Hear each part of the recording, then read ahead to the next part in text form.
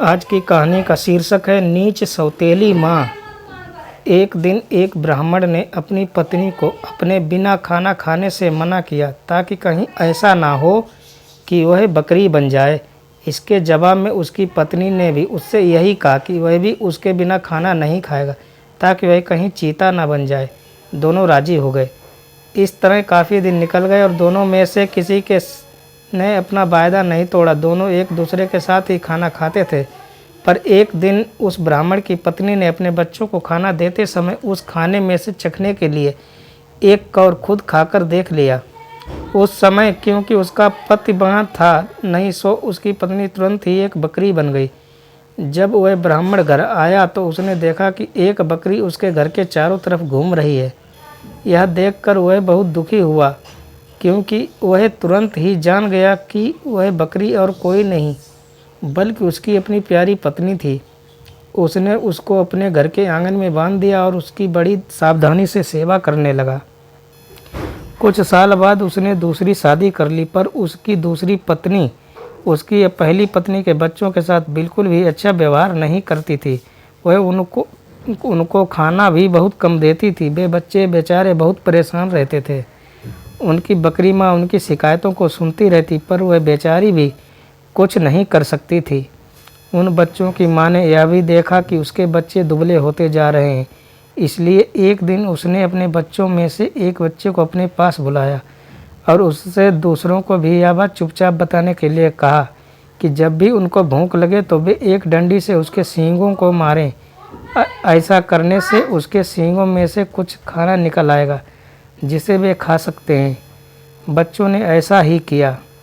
अब जब भी उनको भूख लगती तो वे बकरी अब माँ के सींगों में डंडी मारते, इससे उसमें से कुछ खाना निकल आता और वे उसको खाकर अपना पेट भर लेते।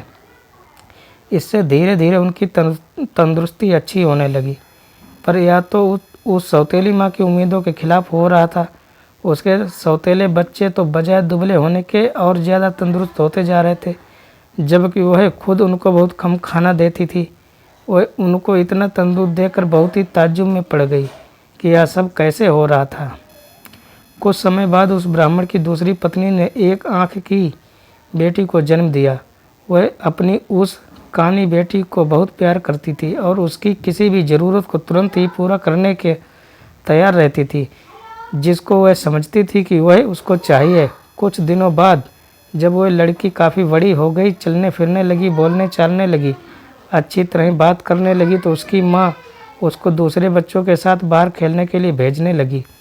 उसने उसको यह भी कहा कि वह अपने बड़े भाई बहनों पर निगाह रखे कि वे कब और कैसे खाते पीते हैं। लड़की ने कहा ठीक है। वह लड़की उनके साथ सारे दिन रही और उसने वह सब कुछ देखा जो उनके साथ हुआ। यह सुनकर कि बकरी उसके सौतेले बच्चे को खाना दे रही थी, वह दूसरी पत्नी बहुत गुस्सा हुई। उसने तय कर लिया कि वह उस बकरी को जल्दी से जल्दी मरवा देगी।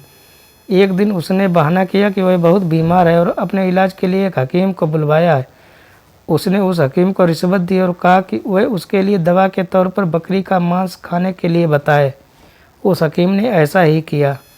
ब्राह्मण अपनी पत्नी की बीमारी के लिए बहुत चिंतित था और हालांकि वह बकरी को बिल्कुल मारना नहीं चाहता था, फिर भी वह अपनी दूसरी पत्नी को ठीक करने के लिए उस बकरी को मारने को लिए तैयार हो गया। पर यह सुनकर उसकी पहली पत्नी के छोटे छोटे बच्चे बहुत रोए। वे बहुत दुखी होकर अपनी बकरी माँ के पास गए और उसको जाकर सब बताया। उनकी माँ ने कहा, मेरे प्यारे बच्चों, रो नहीं। जो ज़िंदगी में जी रही हूँ ऐसी ज़िंदगी से तो मर जाना अच्छा है। रो नहीं, मुझे तुम्हारे खाने को से लेकर कोई दुख नहीं, क्योंकि अगर तुम मेरा कहा करोगे तो खाना तो तुमको उसके बाद भी मिलता रहेगा। मेरे मरने के बाद तुम लोग मेरी हड्डियाँ इकट्ठी कर लेना और उनको किसी ऐसी जगह दबा देना जहाँ उनको कोई ढूंढ ना सके। फिर जब भी तुमको भूख लगे तो तुम वहाँ आ जाना, तुमको वहाँ खाना मिल जाएगा। उस बकरी ने उनको यह सलाह बड़े समय से दे दी थी, क्योंकि जैसे ही उसके पति उसने अपनी बात ख़त्म की और उसके बच्चे वहाँ से गए, तभी एक कसाई अपना बड़ा सा चाकू लेकर वहाँ आ पहुँचा और उसने उस बकरी को मार दिया। उस बकरी के शरीर को टुकड़ों में काट कर पका दिया। ब्राह्मण की पत्नी ने उस बकरी के मांस को खाया, पर बच्चों को केवल हड्डियां ही मिली। बच्चों ने उन हड्डियों का वही किया जो उनकी बकरी माँ ने उनसे करने के लिए कहा था। उन्होंने उसकी हड्डियां एक ऐसी जगह दबा दी जहाँ उन्हें कोई ढूंढ नहीं सकता था। जब उनको खाना खाने की ज़रूरत होती तो वे वहाँ आ जाते और उन हड्डियों से खाना मांग लेते। उनको खाना मिल जाता। सो अब उनको फिर से खाना रोज़ और खूब मिल रहा था।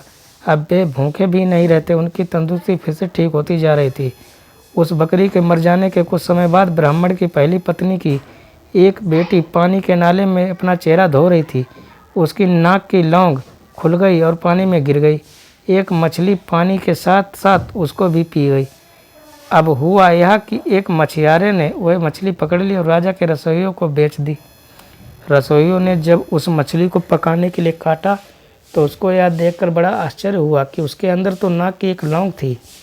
वह उसको लेकर राजा के पास गया तो राजा को भी उसमें रुचि हो गई। राजा ने अपने राज्य में मुनादी पिटवा दी कि जिस किसी की भी नाक की लौंग खो गई है वह उसको राजा से आकर ले जाए।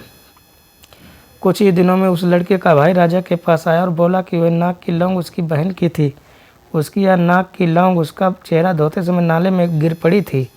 राजा ने उस लड़के को बुलाया तो वह उसकी सुंदरता और अच्छा व्यवहार देखकर इतना प्रभावित हुआ कि उसने उससे शादी कर ली और उसके परिवार की भी खूब सहायता की।